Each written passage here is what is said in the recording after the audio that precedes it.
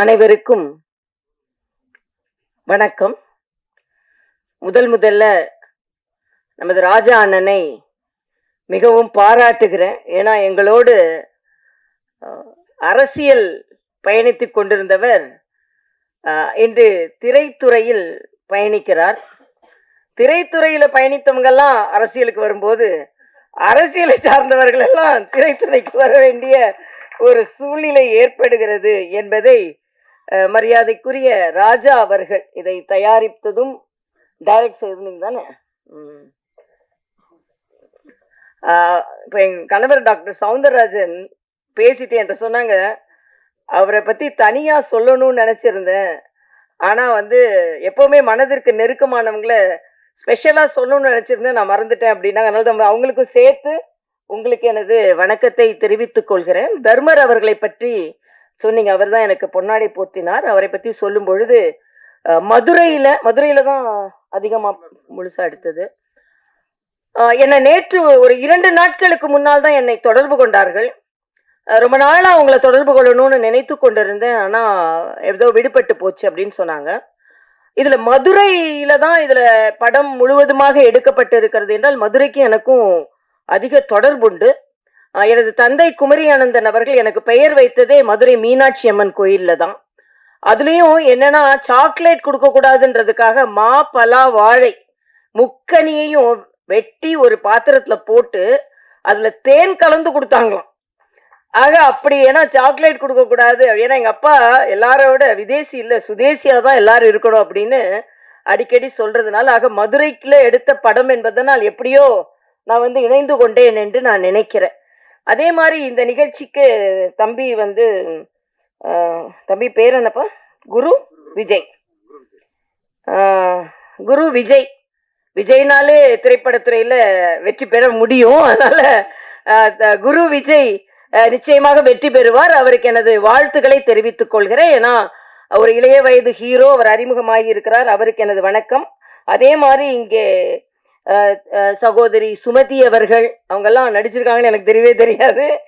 தர்ஷினி அவர்கள், திரு வாசு அவர்கள், அது மாதிரி ராஜா முகமது அவர்கள், வர்ஷா அவர்கள், கமலக்கண்ணன் அவர்கள், ரவி அவர்கள், எண்ணூர் ரவி அவர்கள், கேமராமேன் வாசு அவர்கள், 5 ஸ்டார் கதிரேசன் அவர்கள், பாலாஜி அவர்கள் மற்றும் அனைவரும், ஏறக்குறைய எனக்கு யாரெல்லாம் பேர் சொன்னாங்களோ அவங்களெல்லாம் மனதில் வைத்துக்கொண்டு ராஜா முகமது அவர்கள் தான் எடிட்டர்னு கேள்விப்பட்டேன். எல்லாவற்றிற்கும் மேலாக இங்க நிறைய ராஜா இருக்காங்க. அண்ணன் ராஜா, ப்ரொடியூசர் ராஜா, டைரக்டர் ராஜா, ராஜா முகமது, சவுண்ட் இன்ஜினியர் ராஜா, சவுந்தர் ராஜா, அதை மறக்க கூடாதுல்ல நானு. அதனால எல்லாரும் இங்கே அமர்ந்திருப்பதற்கு எனது நன்றி. உண்மையிலேயே எனக்கு இங்க கமலக்கண்ணன் அவர்கள் பேசும்போது ஒன்ன சொன்னீங்க. பிஆர் ராஜா, நன்றி. அப்ப கமலக்கண்ணன் அவர்கள் ஒன்று சொன்னாங்க, அனுபவ ரீதியா அவர் சொன்னதுன்னு நினைக்கிறேன், விளம்பரம் செய்யுங்கள். எவ்வளவுதான் அல்ல, எங்க அப்பா அடிக்கடி சொல்லுவாங்க, கல்லு உட்கார்ந்த இடத்துல வித்துருது, மோரை குவி தான் விற்கணும் அப்படின்னு. ஆக மோர் இப்ப அதுவும் நம்ம டாஸ்மாக பத்தி இப்ப கேட்கவே வேண்டாம், உட்கார்ந்த இடத்துல விற்கிது. இனிமே ஆன்லைன்ல வேற வரப்போகுதான். ஆனா அதிக விளம்பரம் வரணுன்றதுக்கு ஒரு சின்ன கதை நான் சொல்லுவேன். ஒரு விவசாயி இருந்தார். அவருக்கு ரொம்ப வறுமையில வாடிக்கொண்டிருந்தார். இந்த நிலத்தை எப்படியாவது வித்தாதான் நம்ம பிழைக்க முடியும்னு ஒரு சூழ்நிலையில வந்தார். ஒரு விளம்பரம் எழுதுற, நம்ம பத்திரிகை தம்பிங்கெல்லாம் இங்க நிறைய பேர் வந்திருக்கீங்க, விளம்பரதாரர்களும் நிறைய இருப்பீங்க. ஆக விளம்பரம் எழுதுவதற்கு கூப்பிட்டு ஒரு விளம்பரம் எழுதி கொடுத்தம்பி, இந்த நிலத்தை விற்கலன்னா என்னால பிழைக்கவே முடியாது போல இருக்கு அப்படின்னு சொல்லுவார். உடனே விளம்பரம் எழுதுவார் அந்த தம்பி. ரொம்ப விளம்பரம் எழுதுறதுல ரொம்ப பிரபலமானவர். அதனால என்ன எழுதுவார்னா, ஒரு காணி நிலம் இருக்கிறது. இந்த நிலம் ரயில்வே ஸ்டேஷனுக்கு பக்கத்தில் இருக்கிறது. ரயில்வே ஸ்டேஷன் பக்கம்னா எப்படியும் ஒரு 50 கிலோமீட்டர் இருக்கும். அதான் ரயில்வே ஸ்டேஷன் பக்கம். அது பக்கத்துல ஒரு ஸ்கூல் இருக்குன்னு எழுதுறோம். அது எப்படி 25 கிலோமீட்டர் இருக்கும். பக்கத்துல ஸ்கூல் இருக்கு, பக்கத்துல மார்க்கெட் இருக்கு, ஈசான மூலையில ஒரு கிணறு இருக்கு, ஒரு 2 நல்ல மாமரம் இருக்கு, நல்ல மாம்பழம் பழுக்கக்கூடிய மாமரம் இருக்கு, ஒரு தென்னை மரம் இருக்கு, 2 கொய்யா மரம் இருக்கு. ஆக இப்படிப்பட்ட நிலம் விற்பனைக்கு அப்படின்னு சொல்லி எழுதிட்டு அதை அந்த விவசாயிட்ட காண்பிச்சுட்டு, இந்த கட்டணம் கொடுங்கய்யா அப்படின்னு கேட்பார். அந்த விளம்பரத்தை படிச்சுட்டு அந்த விவசாயி சொல்வார், நான் இந்த நிலத்தை விற்க போறது இல்லை அப்படிம்பாரு. உடனே இந்த விளம்பரம் எழுதின தம்பிக்கு கோபம் வரும். இப்போ ஒரு 10 நிமிஷத்துக்கு முன்னாலதான் இந்த நிலத்தை விற்கலன்னா நான் பிழைக்கவே முடியாதுன்னு சொன்னீங்க. அதனால நான் உங்களுக்கு விளம்பரம் எழுதி கொடுத்துட்டு, இப்ப 10 நிமிஷத்துல மனசை மாத்தினா எப்படி விளம்பரம் கட்டணம் கொடுக்க மாட்டேன், விளம்பரம் செய்ய போறது இல்லைன்னு சொல்றீங்கன்னு சொன்ன உடனே அந்த விவசாயி சொல்வாரு, ஏன் நிலத்துல இவ்வளவு நல்லது இருக்குன்னு எனக்கே தெரியாது. நீ விளம்பரம் எழுதின உடனே இந்த நிலத்தை நான் ஏன் விற்கிறேன்னு நினைச்சாரு, அதனால நான் இந்த நிலத்தை விற்க போறது இல்லை. இதான் விளம்பரத்தின் ஒரு அருமை. ஆக இதை எடுத்து சொல்லி சொன்ன உடனே இந்த நிலத்தை போய் நான் ஏன் விற்கணும், இவ்வளவு நல்லது இருக்கா ஏன் நிலத்துலன்னு எனக்கே தெரியாது, விளம்பரம் எழுதின பிறகுதான் எனக்கு தெரியுது அப்படின்னு சொன்னத மாதிரி நிச்சயமா விளம்பரப்படுத்த வேண்டும். ரொம்ப நல்லதெல்லாம் நடந்திருக்கு. ஏன்னா நானும் ஹஸ்பண்டும் என்ன சென்ஸ் பண்றோம்னா, இது ஒரு மெடிக்கல் சப்ஜெக்ட். அதனால்தான் டாக்டர் சவுந்தரராஜன் எங்கேயுமே வரமாட்டாங்க, அவங்களுக்கு பேஷன்ஸ் தான் முக்கியம். ஆனா நெடுநாள் கழித்து இங்கே வந்திருக்காங்கன்னா அது அண்ணன் ராஜாக்காகவும் டைரக்டர் தயாரிப்பாளர் ராஜாக்காகவும் 2 ராஜாக்காகவும் அந்த ராஜா வந்தாருன்னு நான் சொல்லுவேன். ஏன்னா அவங்க சாதாரணமா பேஷண்ட்ஸை பார்க்கறதுலதான் அவங்க அதிக கவனம் செலுத்துவாங்க. அதுவும் நான் அடிக்கடி சொல்லுவேன், கிட்னிஸ்லாம் வந்து ரொம்ப ஆரவாரம் இல்லாத, இப்ப எனக்கு நேர் ஆப்போசிட் டாக்டர். ஹார்ட்னா படப்படப்படன்னு அடிச்சுக்கிட்டு இருக்கோம், கிட்னி அமைதியா வேலை செஞ்சுட்டு இருக்கோம். அது மாதிரி அமைதியாக பல நோயாளிகளை காப்பாற்றியவர்கள் அவர்கள். அதனால இங்கே அவர் இந்த ராஜா அவர்கள் 2 ராஜா வர்றதுனால இங்க வரணும்னு நான் நினைச்சேன். ஆனா அது மெடிக்கல் சப்ஜெக்ட்னு உடனே அவங்களுக்கும் மகிழ்ச்சி, எனக்கும் மகிழ்ச்சி. ஏன்னா நான் அடிக்கடி ஒன்று சொல்வதுண்டு, இந்த டிமானிட்டைசேஷன் அவங்க நம்ம பிரதமர் அவர்கள் அறிமுகப்படுத்தினாங்க. உடனே சில அரசியல்வாதிகள் அண்ணன் சீமான்ட்ட கேட்டாங்க, இதெல்லாம் இப்படிலாம் எனக்கு சாப்பிட கூட காசு இல்லை, இப்படிலாம் பண்ணா எப்படி அப்படின்னு. அண்ணன் திருமாவளவன்ட்ட கேட்கும்போது, இதெல்லாம் எப்படி, நான் நாளைக்கு கூட எனக்கு சாப்பிட்றதுக்கு காசு இல்லை, நான் என்ன பண்ண போறேன் அப்படின்னு நிறைய கருத்துக்கள் சொல்லியிருந்தாங்க. ஏன்ட்ட வந்து கேட்டாங்க.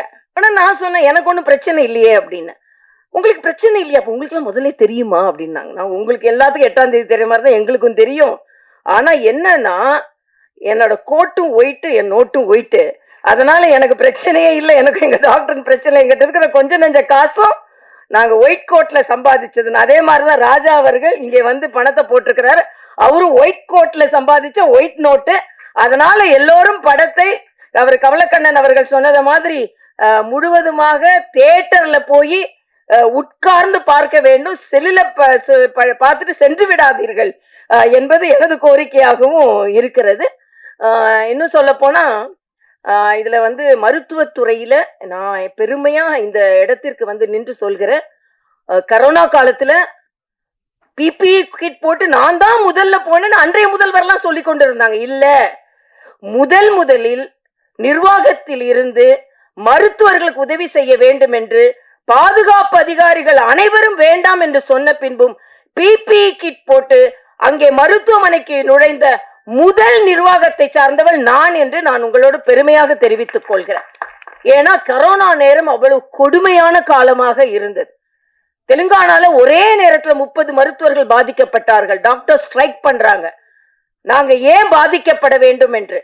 அப்பொழுது மருத்துவர்கள் ஸ்ட்ரைக் பண்ணா நோயாளிகள் எல்லாம் பாதிக்கப்படுவார்கள், அவர்களுக்கு தைரியம் சொல்லணும்ன்றதுக்காக நான் பிபி கிட் போட்டு எனது பாதுகாப்பு அதிகாரிகள் மறுத்த பின்பும் நான் அங்கே சென்றேன்.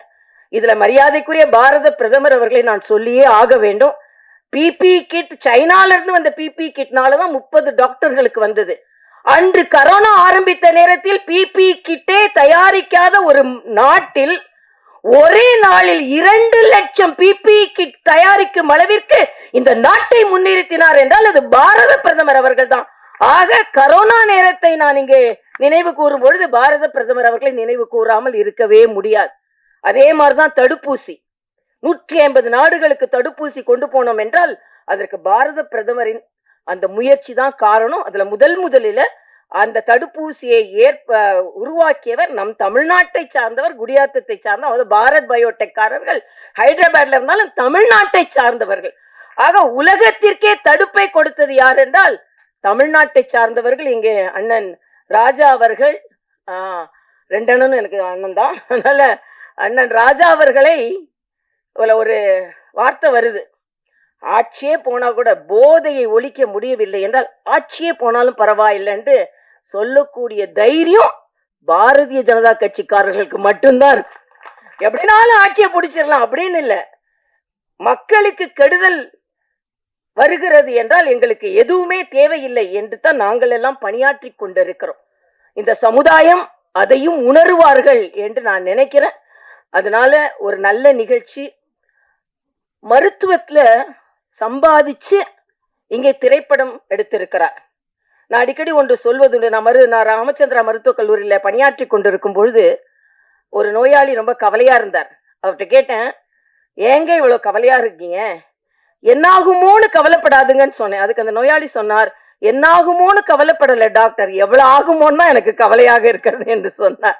ஆக எல்லா டாக்டரும் அப்படி கிடையாது. நாங்க எல்லாருமே சேவையில மருத்துவம் பார்ப்பவர்கள். எங்க டாக்டர்லாம் பாத்தீங்கன்னா கிட்னி டிரான்ஸ்பிளான்ட்டு நிறைய நாள்ல ஃப்ரீயா பண்ணி கொடுக்குறாங்க. அதனால நாங்க எல்லாருமே ஒரு நியாயமான மருத்துவர்கள். அதனாலதான் அநியாயமான மருத்துவர்களை பார்த்தவுடன் கோபம் வந்திருக்கிறது இவர்களுக்கு. அதனால மருத்துவர் இதை பார்த்த உடனே மருத்துவர்கள் எல்லாருமே இப்படிதான் நினைச்சிடாதுங்க. நல்ல மருத்துவர்கள் இருக்கிறார்கள் என்பதற்கு ஆரம்பமாகவே சொல்வதற்காகத்தான் நாங்கள் எல்லாம் இங்கே வந்திருக்கிறோம் என்று நான் நினைக்கிறேன். அதனால நிச்சயமாக இந்த படம் வெற்றி பெற வேண்டும். எனக்கு ரொம்ப சினிமா பார்க்குற பழக்கம் கிடையாது. ஒருத்தர் வந்து இது விளையாட்டா சொல்றேன். ஒருத்தர் வந்து ஒரு கதை எழுதிட்டு முடிக்க முடியாம ஒரு டாக்டரை கூப்பிட்டாராம். எனக்கு கதையை முடிக்க முடியலைங்க அப்படின்னு, நீங்க கொஞ்சம் வாங்கினாராம். உடனே டாக்டர் சொன்னாராம், எங்களை பேஷண்ட்ஸை பார்க்க தானே கூப்பிடுவாங்க, நீங்க ஏன் கதையை முடிக்கிறதுக்கு என்ன கூப்பிடுறீங்க, நிறைய பேர் கதையை நீங்க முடிச்சிருக்கீங்க, அதனால உங்களை நான் கூப்பிடுறேன் அப்படின்னு சொன்னாராம். அப்படிப்பட்ட டாக்டர் நாங்க கிடையாது. ஆனாலும் இந்த இந்த கதையை வளர்க்கறதுக்கும் கதையை நல்லா நடத்துறதுக்கும் நாங்க இங்க வந்திருக்கோம். எல்லாத்துக்கும் மேல நான் பிரதானமா இங்க வந்தது ராஜா அண்ணனுக்காக. ராஜா அண்ணன் நாங்க எல்லாரும் ஒரு ஒரு அரசியல் கட்சியில இருந்து எல்லாரும் எவ்வளவோ லாபகரமாக, அரசியல் என்றாலே அது பட்டத்திற்கும் பதவிற்கும் சம்பாத்தியத்திற்கும் என்று இல்லாமல் கொள்கைக்காக தனது வாழ்நாளில் உரக்க குரல் கொடுத்து கொண்டிருக்கும் தர்ம போராளிக்காக நாங்கள் இங்க வந்தோம் அப்படின்றதுல நான் பெருமை அடைகிறேன். அது மட்டும் இல்ல, டாக்டர் சவுந்தரராஜன் அவர்களை எந்த நிகழ்ச்சிக்கும் நான் கூட்டிட்டு வரமாட்டேன். ஏன்னா நான் ஹோம் மினிஸ்டர்னு சொன்னா ஹோம் மினிஸ்டர் கொஞ்சம் ஸ்ட்ரிக்டா இருந்தாதான் நல்லது. ஆனாலும் அவர்களும் வந்தார்கள் என்றால் உண்மையிலேயே 2 ராஜாக்களுக்கும் நாங்கள் வணக்கம் செலுத்துவதற்காக நான் மறுபடியும் சொல்றேன். எல்லா தமிழ்நாட்டு மக்களுக்கு நான் கேட்டுக்கொள்கிறேன், இந்த படத்தை தியேட்டரில் சென்று பார்த்து நல்லதை நல்லவர்களுக்காக, டூஸ் அண்ட் டோன்ட்ஸ், இது ரொம்ப நல்ல பேரு. செய்யாதே, நல்லதை செய், நல்லது இல்லாததை செய்யாதே என்பதான் வரும்னு நான் நினைக்கிறேன். அப்படிதான் இருக்க முடியும். ஆனா அரசியல்வாதி அப்படி சொல்ல முடியாது. அரசியல்வாதி நல்லதை செய்வாங்கன்னு சொல்ல முடியாது. இல்ல செய் அப்படின்னா எதையோ செய்யாதேனா நல்லதை செய்யாதே அப்படின்னு கூட அரசியல்ல இருக்கவங்களை எடுத்துக்கொள்ளலாம். ஆனாலும் ஒரு நல்ல திரைப்படத்தை பார்த்ததில் என் அப்பா அடிக்கடி ஒன்று சொல்லுவாங்க, ஒரு சின்ன ஜோக் மாதிரி சொல்லுவாங்க. இந்த கலப்படம் சொன்னாங்க, அதுல நான் வந்து டயலாக பார்த்து தெரிஞ்சு கொண்டேன். ஏதோ ஒரு மருந்துகளை எல்லாம் அவங்க வியாபாரம் செய்கிறார்கள் என்று. அந்த நேரத்துல கலப்பட மருந்துகள் அதிகமாக வந்து கொண்டிருந்த நேரம் ஒரு நோயாளி டாக்டர்கிட்ட போறாரு. டாக்டர் மருந்து எழுதி கொடுக்கறாரு. அதனால எங்க அப்பா அடிக்கடி சொன்ன ஒரு சின்ன இது, அந்த காலத்துல கலப்பட மருந்து வந்து கொண்டிருந்த நேரத்துல டாக்டர்கிட்ட போங்க, ஏனென்றால் டாக்டர் பிழைக்க வேண்டும் அல்லவா. டாக்டர் கொடுத்த மருந்து சீட்டை கொண்டு மருந்து கடைக்காரரிடம் கொடுங்கள், மருந்து கடைக்காரர் பிழைக்க வேண்டும் அல்லவா. மருந்து கடைக்காரர் கொடுக்கின்ற மருந்தை தயவு செய்து சாக்கடையில் கொட்டி விடுங்கள், என்றால் நீங்கள் பிழைக்க வேண்டும் அல்லவா. அந்த மாதிரி போலிகளை பார்த்தெல்லாம் நாம ரொம்ப எச்சரிக்கையா இருக்க வேண்டிய காலத்துல உண்மையானவர்கள் மேடையில் அமர்ந்திருக்கிறீர்கள். உங்கள் முயற்சி முற்றிலும் வாழ்த்துக்களை நான் தெரிவித்துக் கொள்கிறேன். ஒவ்வொருவரும் முயற்சி, எப்படி மருத்துவர்கள் ஒரு அறுவை சிகிச்சை செய்யும் பொழுது அதுல ஸ்டாஃப் நர்ஸ், மயக்க மருந்து நிபுணர், ward boy, ward technician, doctors, anaesthesiologist, surgeon எல்லாரும் சேர்ந்து ஒரு நோயாளியை பிழைக்க வைப்பதை போல இங்கே தயாரிப்பாளர், டைரக்டர், எடிட்டர், அதே மாதிரி எல்லாரும் பிஆர்ஓ, லைட் பாய், அது மாதிரி எல்லாரும் நிறைய எனக்கு டெக்னிக்கலா சொல்ல தெரியல, அவங்க எல்லாரும் சேர்ந்துதான் ஒரு நோயாளியை பிழைக்க வைப்பதை போல ஒரு திரைப்படத்தை உருவாக்குகிறார்கள். அந்த திரைப்படத்தை எல்லோரும் பார்த்து மகிழ்ந்து உங்களுக்கும் லாபமா இருக்கணும், அவங்களுக்கும் லாபமாக இருக்கணும்னு சொல்லி உங்களிடம் வாழ்த்தி விடைபெறுகிறேன். இந்த திரைப்படம் மிகுந்த வெற்றியை பெற வேண்டும். சுமதி அவர்கள் சொல்லும்போது சொன்னாங்க, எல்லாரும் நம்ம வெற்றி விழால வருவோம் என்று. இந்த திரைப்படம் வெற்றி விழாவை கொண்டாட வேண்டும் என்று வாழ்த்தி விடைபெறுகிறேன். நன்றி, வணக்கம்.